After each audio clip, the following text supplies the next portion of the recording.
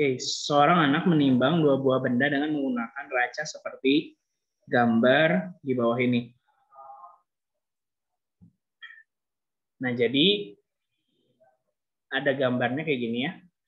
Di kiri ada 1,5 kg, terus di kanannya ada 50 gram dan 250 gram. Nah, si X ini harus dipindahin. Nah, jadi kita lihat ya. Pertama, satuannya harus sama. Jadi kita ubah antara gram kilogram atau kilogram yang ke gram biar gampang kilogram ke gram. Jadinya 1.500 gram. Nah, tinggal X ini harus ditambahin ke sini kan ya, supaya dia bisa seimbang. Jadi massa di kiri sama dengan massa di kanan. 1.500 sama dengan 250 gram tambah 250 gram tambah X.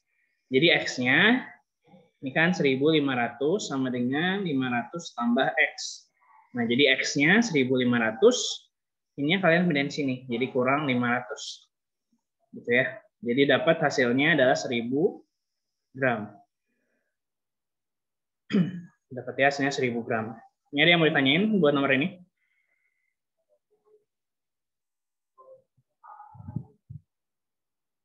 Ada? Enggak, Sir. Oke, kita lanjut ya. Nah, sekarang yang ini, kayak kemarin kita udah pelajari ya, jadi kita buat dulu ada diagramnya, ada grafik pemanasan. Besar kalian diperlukan untuk mengubah 200 gram X.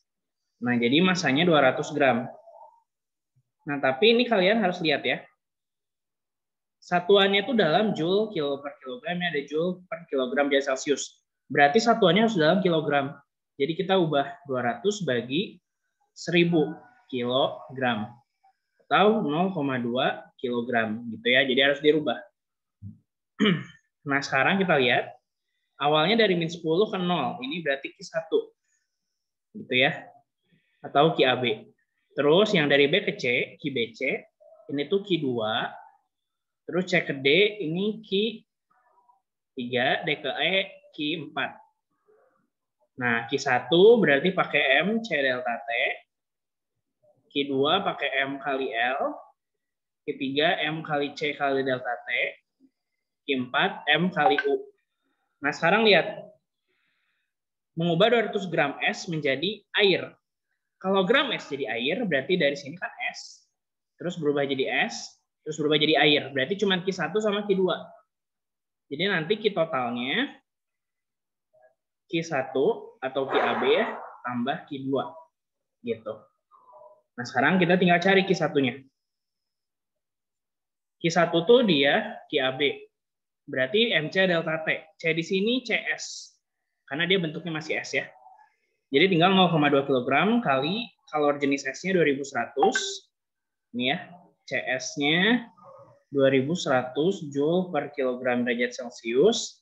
Terus ada kalor lebur 336.000 Joule per kilogram. Nah, terus yang Q kedua, QBC. QBC-nya M kali L gitu ya. Jadi M-nya 0,2 kg kali 336.000. Jadi 67.200. Nah, terakhir tinggal Q total. Q totalnya QAB tambah QBC. Nanti ditotalin 4.200 tambah 6.700. Jadi 71.400. Ini yang ini jangan sampai salah ya, 10 derajat Celcius. Karena dari min 10 ke 0. Berarti dia perubahannya 10 derajat. Karena delta T itu perubahan suhu. Ada pertanyaan dulu untuk nomor ini? Nggak ada ya? Kita lanjut. Kandungan narkotika pada urin dapat diuji dengan menggunakan metode. Nah, ini teori ya. Jadi untuk kandungan narkotika pada urin bisa diuji dengan menggunakan metode kromatografi. Jadi kromatografi itu yang kayak gini nih. Dulu di lab kalian coba ini yang warna. Gitu ya. Kalau yang ini tuh proses destilasi ya, atau distilasi. Yang ini sentrifugasi. Sentrifugasi itu kan sesuai dengan itunya, berat molekulnya. Kita lanjut ya ke yang berikutnya. Perhatikan beberapa perubahan materi berikut. Kertas dibakar, kawat dibakar, iodin menyublim, nasi menjadi basi. Nah, perubahan kimia. Perubahan kimia yang pasti adalah kalau kertas dibakar, dia kan berubah kan?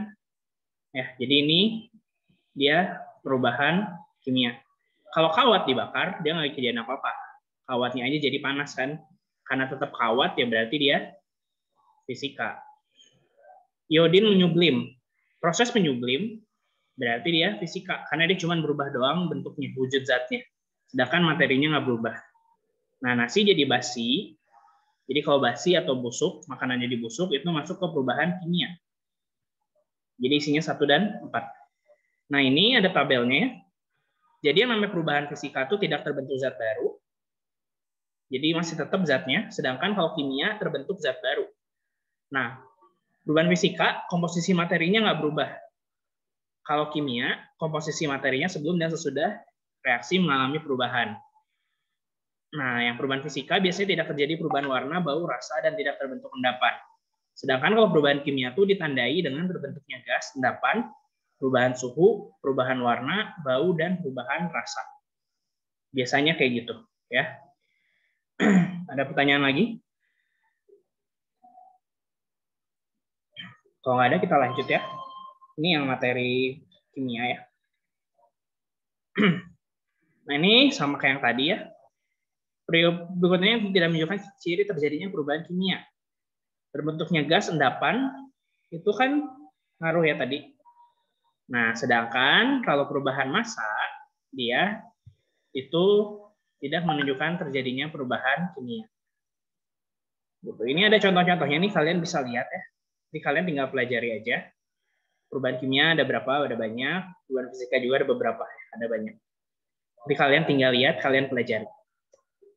Kita masuk ke yang kelas 8 sekarang. Ini yang kemarin.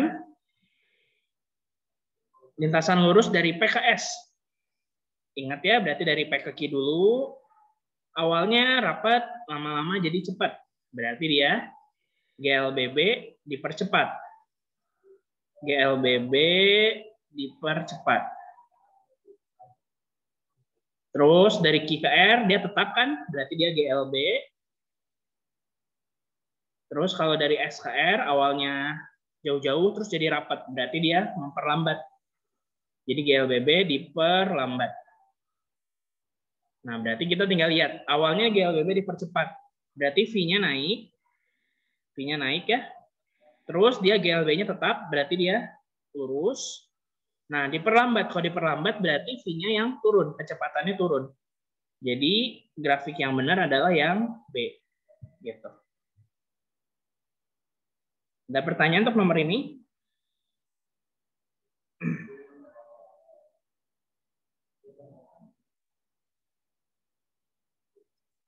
Enggak, Sir.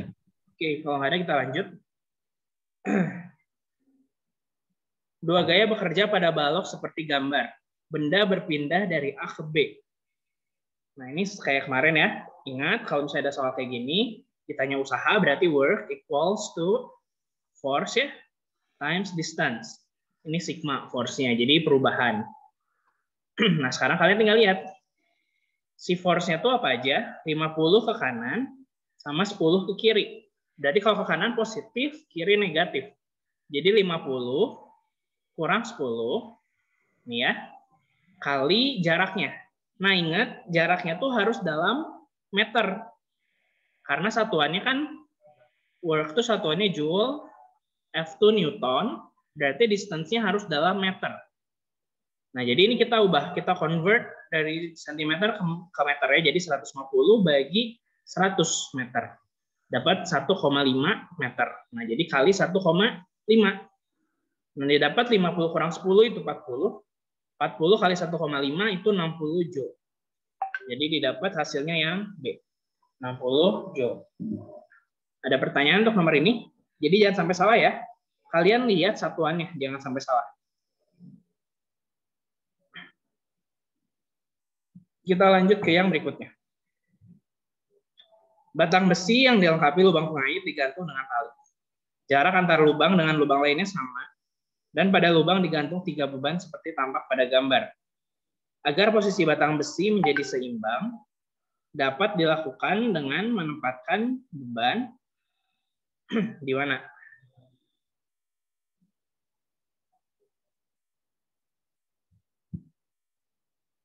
Nah, sekarang kita lihat ya. Kita kan mau bikin dia supaya jadi sama. Nah, W-nya kan di situ 120 Newton ya. 120 Newton.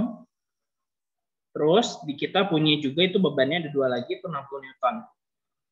60 Newton. Nah, 120 per 60, jadi 2 per 1. Gitu ya. 120 bagi 60, jadinya 2 banding 1. Jadi lengan kuasa dibanding lengan beban itu tuh harus 2 banding 1. Gitu. Nah, lengan bebannya, kita hitung aja lengan bebannya. Lengan beban sama lengan kuasa harus 2 banding 1. Nah, kita lihat. Kalau Q dan R di lubang 7, di sini, berarti kan 2 ya lengan kuasanya. Terus P-nya tetap, jadinya 4 si lengan bebannya. Nah, ini kan kalau kayak gini berarti hasilnya 1 banding 2. LK per LB-nya. Nah, jadi ini salah. Ya, yang A salah.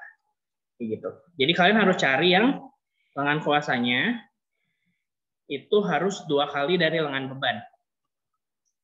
Kan kalau ini 2, ini 4 ya, jadi setengahnya. Ini dihitungnya lengan kuasa ya, QR. Terus P-nya tetap, sedangkan QR di lubang 8. Berarti ini 4, ini 1, 2, 3. 3. Enggak 2 banding 1 ya. Jadi yang B-nya salah. Sekarang kita lihat yang C. P di lubang 3. Jadi ini di lubang 3. Berarti lengan bebannya 2 ya. Terus QR di lubang 9. Jadi QR di lubang 9. 1, 2, 3, 4. Nah, ini 4 banding 2. Berarti dia 2 banding 1. Nah, ini kan sesuai nih sama. Lengan kuasa banding bebannya 2 banding 1. Nah, berarti isinya yang C. Gitu. Kalau yang D, P-nya di lubang 2, berarti kan dia 3. Jadi 4 banding 3. Nah, ini beda ya, bukan 2 banding 1. Jadi yang D salah. Jadi isinya yang C. Gitu. Jadi pertama kalian cari dulu perbandingannya, terus nanti kalian tinggal cek satu-satu. Mana yang perbandingannya tuh 2 banding 1. Yang DT berarti 4 banding 3. Iya, 4 banding 3. Kan R-nya di 9, 4 kan. Si lengan bebannya kan di 2. 2 tadi kan 3 jadinya. Jadi 4 banding 3. Oh ya, sama satu lagi, dihitungnya jangan lupa dari titik tumpu ya. Jadi dari titik tumpu, ini titik tumpunya di 5. Jadi ngitungnya jangan dari ujung sini gitu ya, tapi ngitungnya dari sini. 1, 2, 3, 4. Gitu. Ya. Oke, kita lanjut. Sebuah bandul tarik ke samping sehingga bandul bergerak bolak-balik. Jarak KM 20 cm. Jadi KM 20 cm. Nah, berarti langsung ya, udah tahu langsung amplitudonya dia setengahnya. Karena jaraknya harus dari L ke M. Atau L ke K. Ini amplitudo. Jadi amplitudonya udah pasti setengah kalinya. Setengah kali 20. Jadi 10 cm. Nah, sekarang kita langsung masuk ke mencari frekuensi dan periode. Frekuensi itu N per T. Jadi N itu banyaknya getaran. Dari K ke L ke M, berarti kan K ke L itu seperempat getaran, L ke M seperempat gitu ya. Jadi seperempat tambah seperempat berarti setengah. Sorry. Soalnya ini udah kasih tau ya. Nah.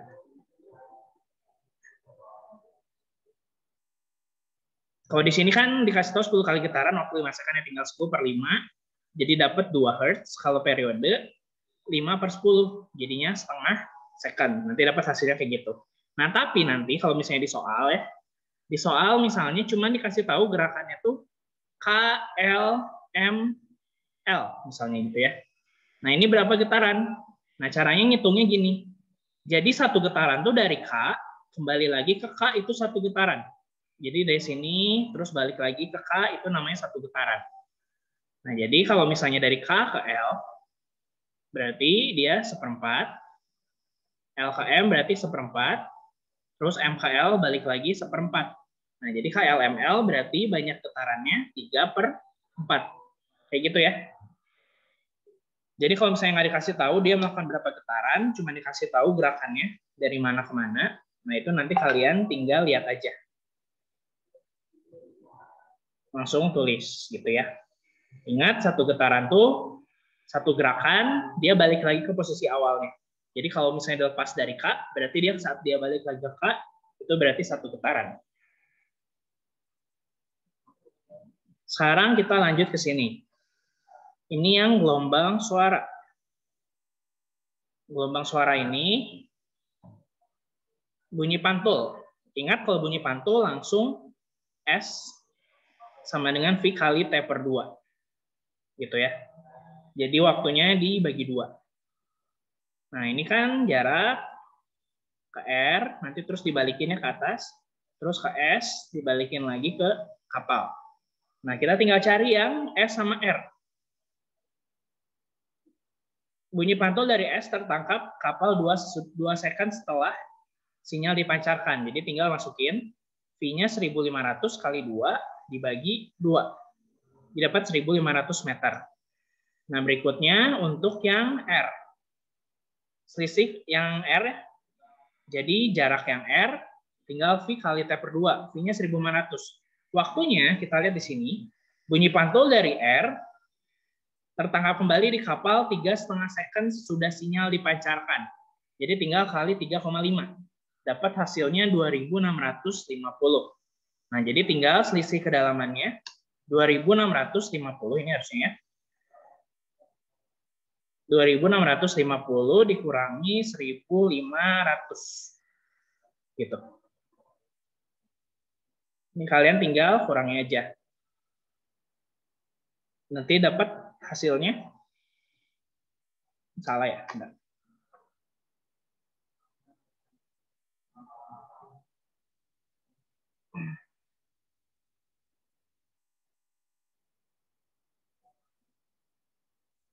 Ini salah ini ya, dia salah ngitung sini. Ini harusnya 2625 meter.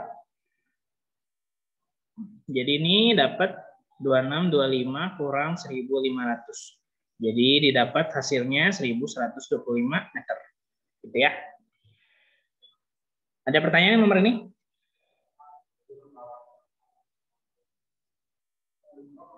Kalau nggak ada, kita lanjut ke kelas 9. Ini pertama kita yang ini dulu ya, di paralel. Jadi 1 per RP sama dengan 1 per 3 ditambah 1 per 9. Gitu. Jadi nanti didapat, kita samain dulu penyebutnya ya, jadi 9. 9 bagi 3 itu 3, 9 bagi 9 itu 1, 3 plus 1, 4. 4 per 9. Nah jangan lupa dibalikin, karena ini tuh 1 per RP. Jadi 9 per 4, jadi ini 2,25. Nah, berarti nanti dia udah berubah. Jadi ini 1,75. Ininya 2,25 ohm. Nah, itu sekarang kita cari hambatan seri.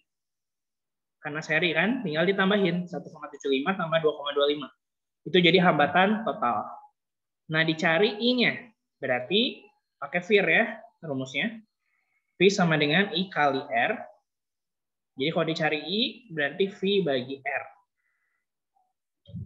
Jadi tinggal V bagi R totalnya, 8 bagi 4, atau 2 ampere. Ada pertanyaan untuk yang ini? Bisa? Oke, kalau nggak ada, next ya. Seorang siswa melakukan mengukur kuat arus listrik yang tegangan listrik pada suatu komponen listrik. Nah, diperoleh data kayak gini. Nah, ini bebas ya kayak kemarin. Kalian bebas menentuin pakai titik yang mana aja. Boleh yang ini, atau ini. Yang jelas adalah V sama dengan I kali R. Jadi R itu V bagi I. Nah, jadi V bagi I-nya, kalau misalnya kita mau ambil yang sini ya, yang titik kedua, berarti 8 bagi 0,4. Isinya 20. Kalau mau pakai yang titik pertama, 4 bagi 0,2, itu boleh juga. Hasilnya sama 20 ohm. Nah, sekarang kita masuk sini. Kawat penghantar panjangnya 2 meter. Jadi L-nya 2 meter. Hambatannya 25 ohm. Terus kawat kedua memiliki jenis dan panjang yang sama dengan kawat pertama. Tetapi diameternya setengah kali diameter kawat pertama. Maka hambatan kawat yang kedua sebesar, nah ini pakai perbandingan. Jadi kalau misalnya kalian dikasih nih, kayak gini ya. Berarti ada dua kondisi. Kalian langsung aja pakai perbandingan. Jadi R1 banding R2. Nah, R1-nya tuh dia berbanding lurus sama Rho, sama L, terus berbanding terbalik sama A. Nah, karena ini kan diameter, berarti nyambungnya sama A. Berarti dia berbanding terbalik sama A. Maka kalau R1-nya di atas, maka di sebelahnya A1-nya di bawah. Karena dia berbanding terbalik. Gitu ya. Nah, jadi dapat R1, R1-nya 25 ohm, per R2 sama dengan, nah A2 ini kan areanya lingkaran. Area lingkaran tuh berarti PR kuadrat kan. Gitu ya.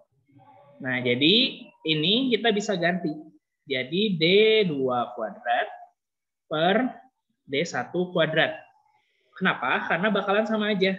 Karena luasnya itu kan 1/4 pi D1 kuadrat. Gitu ya. Kalau misalnya luas lingkaran. Nah, misalnya kita punya ada D2-nya, 1/4 pi D2 kuadrat. Nah, karena 1/4-nya sama, jadi bisa saling bagi. Jadinya 1, pi bagi pi, 1. Jadi tinggal sisa D1 kuadrat per D2 kuadrat. Nah, jadi bisa kita tulis langsung kayak di atas ya. Jadi A2 banding A1 itu bisa D2 kuadrat banding D1 kuadrat. Nah, tinggal kita masukin 25 per R2. D2-nya diameternya itu setengah kali diameter pertama. Jadi D2-nya setengah D1 kuadrat per D1 kuadrat. Jadi 25 per R2 sama dengan 1/4. Nah, ini ingat ya, kalau setengah D1 dikuadratin, setengahnya dikuadratin jadi 1/4. D1-nya juga dikuadratin. Jadi semuanya dikuadratin ini di dalam kurung. Ini D1 kuadrat. Jadi 25 per R2 sama dengan 1/4. Jadi didapat R2-nya adalah 4 kali 25. Jadinya 100 ohm. Gitu ya caranya. Gitu. Ada pertanyaan dulu untuk yang nomor ini?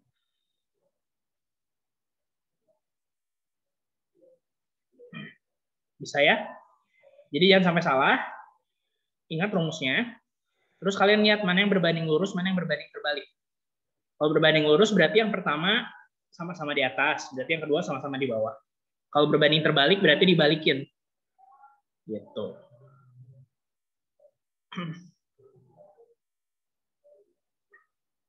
Sekarang yang ini ya. Sebuah rumah tangga menggunakan 4 lampu masing-masing 50 watt dan dinyalakan 10 jam. Berarti kita cari WH-nya. Watt hour-nya berapa, ya? Berarti 50 kali 10 dikali banyak lampu. Jadi 50 kali 10 kali 4, 2000. Terus yang kedua ada benda televisi, 100 watt. Dinyalakan 12 jam per hari. Berarti 100 kali 12 kali 1. 1200 watt hour. Terus yang ketiga, energinya 125 dikali 2. Pompa airnya 125 dinyalakan 2 jam per hari. Pompanya ada 1, jadi 250 watt hour. Nah, berikutnya tinggal kita tambahin semuanya. Dapat 3.450 watt hour. Nah, kita ubah ke kWh karena harganya per kWh. Jadi 3,45 kWh. Didapat dari 3.450 bagi 1000 ya. Nah, udah dapat, kita tinggal cari biaya yang dibayarkan sebulan. Berarti 3,45 kWh dikali harga per kWh-nya 1.500 ya, kali 30 hari. Jadi didapat harganya 155.250. Ini bisa ya? Ada yang bertanya dulu yang nomor ini? Sebelum kita masuk ke magnet. Oke, kalau nggak ada kita lanjut ya. Benda PQ adalah sebuah magnet tetap dan kutub P adalah kutub selatan. RS terbuat dari besi, maka yang terjadi adalah P-nya kutub selatan, terus Q-nya dia adalah berarti kutub utara. Gitu ya. Kan karena P ini dia selatan. Nah, kalau di selatan berarti Q-nya utara. Nah, terus di induksi. Induksi itu adalah membuat magnet dengan mendekatkan bahan magnet dengan sebuah magnet. Jadi nggak sampai bersentuhan, tapi cuma dideketin. Jadi cuma dideketin sama magnetnya. Nah, berarti ujung yang didekati ini dia akan jadi kebalikannya. Gitu ya. Kan ini Q-nya utara, P-nya selatan.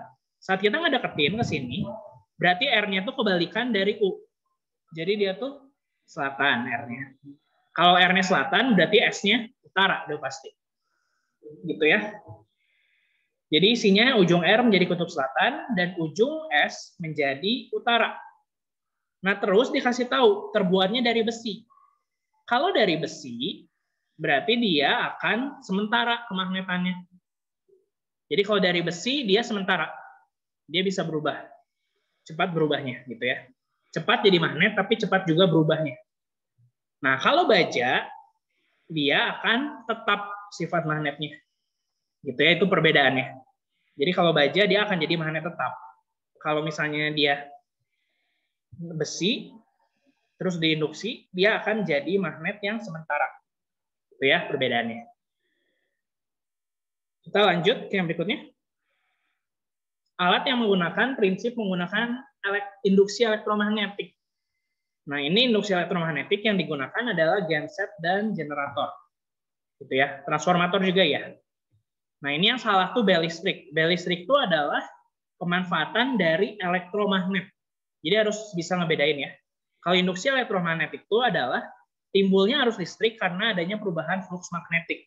Jadi kayak di percobaan kemarin, saat kita nge-magnet, kita keluarin, kan itu ada perubahan medan magnet kan yang cepat. Makanya keluar ada arus induksi. Gitu ya. Jadi itu bedanya induksi elektromagnetik. Kalau bel listrik itu masuknya elektromagnet. Gitu. Ada yang mau tanyain dulu?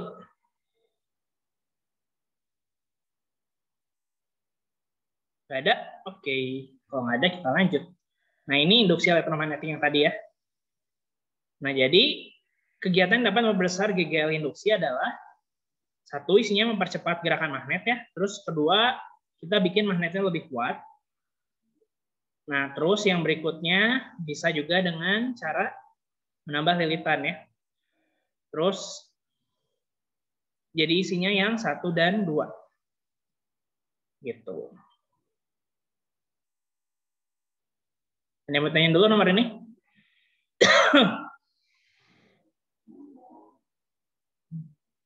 Kalau nggak ada, kita lanjut. Nah, yang ini. Kemarin tuh sempat ada beberapa yang salah ya. Jadi di sini tuh, kan kita tahu ya, jadi yang namanya si B atau medan magnet itu tuh pakai telunjuk. Terus yang I itu pakai jempolnya. Nah, terus nanti si jari tengahnya itu nunjukin F.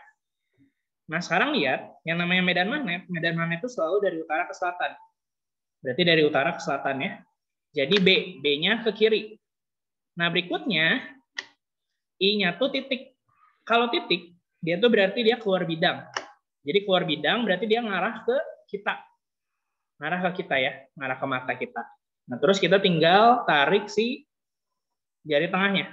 Berarti jari tengahnya ke bawah.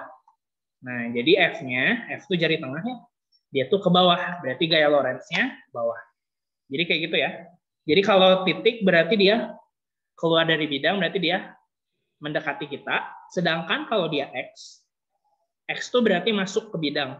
Berarti dia menjauhi kita. Gitu ya. Jadi jangan sampai ketukar. Terus nanti kalau misalnya keluar di soal ya, kan ada kemarin tuh sempat ada di ulangan dan nulis di depan. Ke depan. Ke depan tuh ke depan mana? Itu harus dijelasin ya. Ke depan bidangnya atau ke depan kitanya. Itu harus dijelasin. Makanya biar aman, nanti tulisnya mendekati orangnya atau menjauhi orangnya. Itu boleh. Gitu. Atau masuk ke bidang, keluar bidang, itu boleh. Dia pokoknya harus jelas saja. Ada pertanyaan dulu yang ini? Bisa lah ya. Jadi jangan sampai ketukar si FIB-nya. Terus harus pakai tangan kanan. Jangan sampai salah. Soalnya waktu itu ada, udah benar FIB-nya gitu ya. I-nya pakai jempol, B-nya pakai telunjuk, F-nya pakai jari tengah. Tapi dia pakai tangan kiri. Jadinya salah. Jadi jangan sampai ketukar ya. Harus pakai tangan kanan. Sekarang masuk ke trafo. Ingat trafo itu pokoknya NP, NS, terus VP, VS, I-nya kebalikan, IS bagi IP. Ya, ini aja yang harus diingat. Sekarang dikasih taunya lilitan, terus ada juga volt. Sama ada arus. Nah, sekarang kita tinggal lihat. Trafo digunakan untuk menaikkan tegangan AC dari 12 volt jadi 120 volt. Terus jumlah lilitan primernya 300. Nah, berarti kita tinggal cari aja lilitan sekundernya. Jadi 300 per lilitan sekunder sama dengan 12 per 120. Ini lilitan sekunder ya.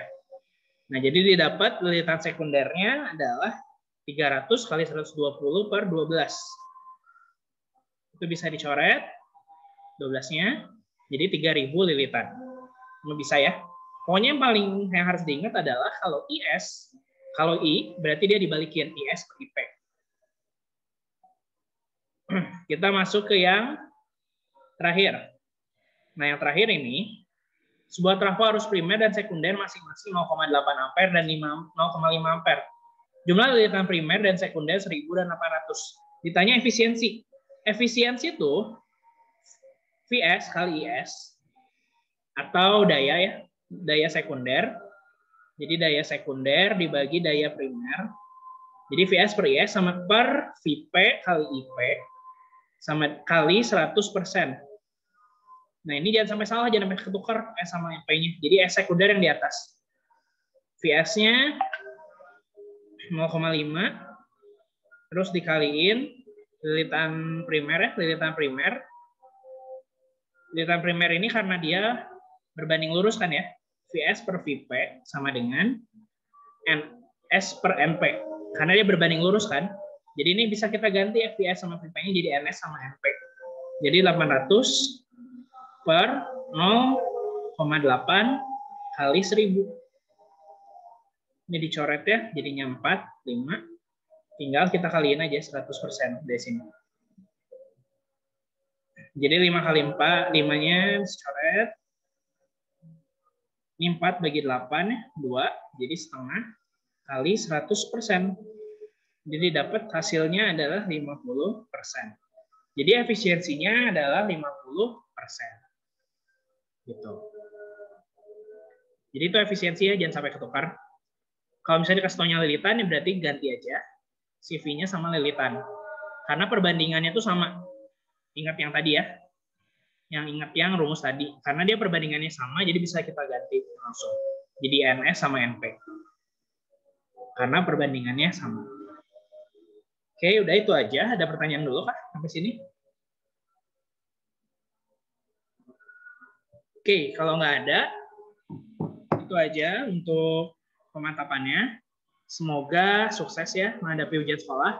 Nanti saya akan share satu soal lagi, satu pemantapan lagi. Itu kalian bisa coba di rumah masing-masing sebelum ujian sekolah.